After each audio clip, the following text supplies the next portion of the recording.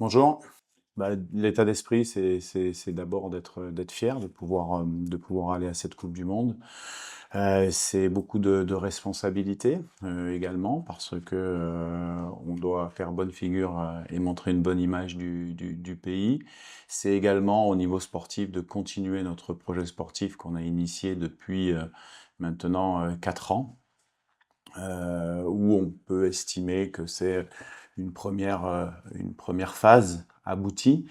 Et donc l'état d'esprit est d'aborder cette compétition pour montrer tout ce qu'on a pu faire de bien sur ces 4 ans, d'être dans la continuité de notre projet. Je pense qu'on est sur nos temps de passage actuels, ce qu'on voulait en tout cas. Donc c'est à bien terminer cette première phase du projet. Il y aura le temps de recommencer une deuxième phase après la Coupe du Monde. Mais voilà, l'important, c'est de continuer à avoir beaucoup d'unité à l'intérieur de notre groupe, beaucoup de cohésion, de mettre en place des choses qui peuvent être attractives et continuer d'avancer. Si. Quels sont les objectifs que vous fixez avant votre groupe, avec votre groupe pour cette mondiale? C'est quand on aborde une compétition, c'est d'essayer de performer à notre niveau, c'est-à-dire déjà d'atteindre un objectif qu'on se fixe. Je pense que le premier, bien sûr, c'est de sortir de cette phase de groupe. Je pense on a cette capacité, même si ça va être difficile parce qu'on va être dans un groupe très relevé, mais c'est aussi ça la Coupe du Monde. Euh, mais après, les objectifs en termes de jeu, ça sera bien sûr d'améliorer les points qui doivent être améliorés dans notre équipe, de consolider nos points forts et de continuer à, à développer notre plan de jeu, notre projet de jeu.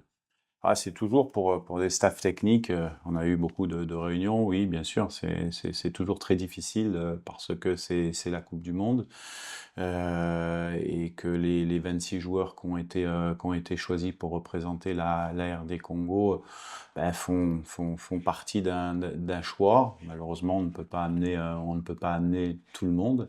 On a utilisé 55 joueurs depuis que je suis en poste depuis 2022.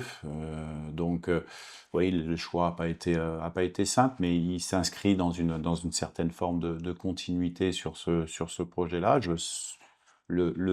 On s'aperçoit également que l'équipe nationale de RD Congo devient très attractif pour beaucoup de joueurs. On a même des joueurs qui sont prêts à attendre des délais de qualification de 3 ans pour venir nous rejoindre. Donc ça veut dire que on a bien travaillé, ça veut dire aussi que on sent qu'après cette Coupe du Monde, l'équipe nationale sera attractive, donc il y aura encore plus de joueurs qui viendront en sélection et les choix sont plus difficiles.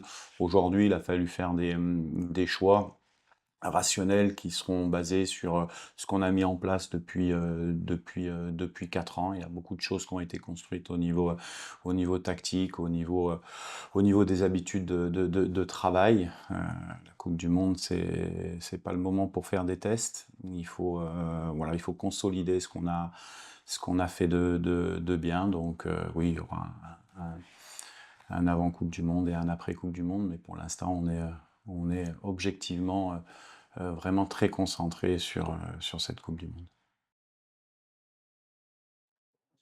Donc 26 joueurs. Gardien de but, Mpassi Lionel. Timothy Fayolou.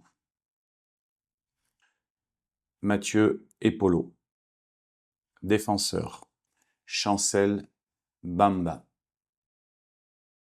Aaron Wan-Bissaka. Axel Toisébé. Arthur Masuaku.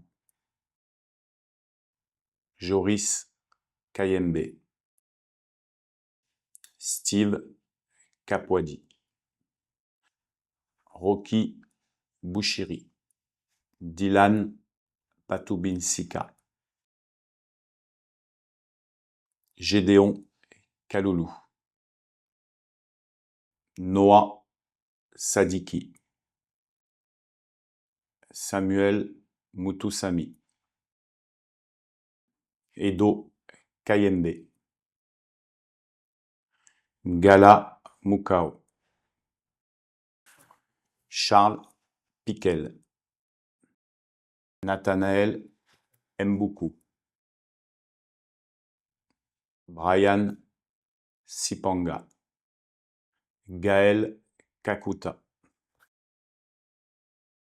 Meshak Elia,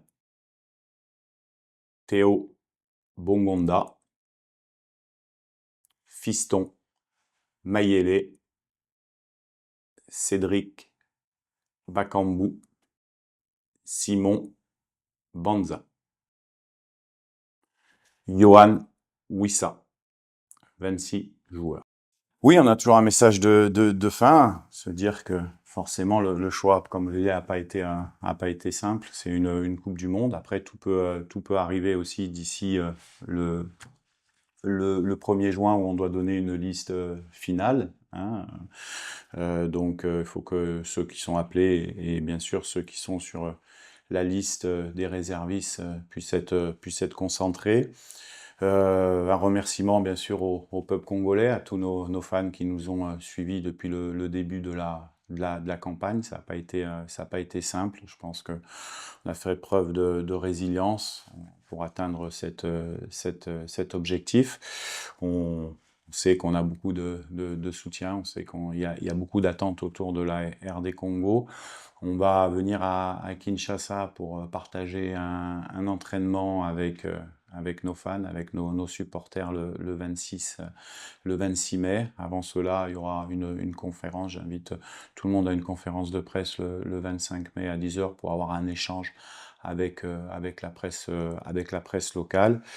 Et puis, bien sûr, le message de fin, c'est dire que nous, on va tout faire pour pouvoir rendre tout le monde fier et donner la plus belle image qu'il soit de la République démocratique du Congo sur la scène mondiale.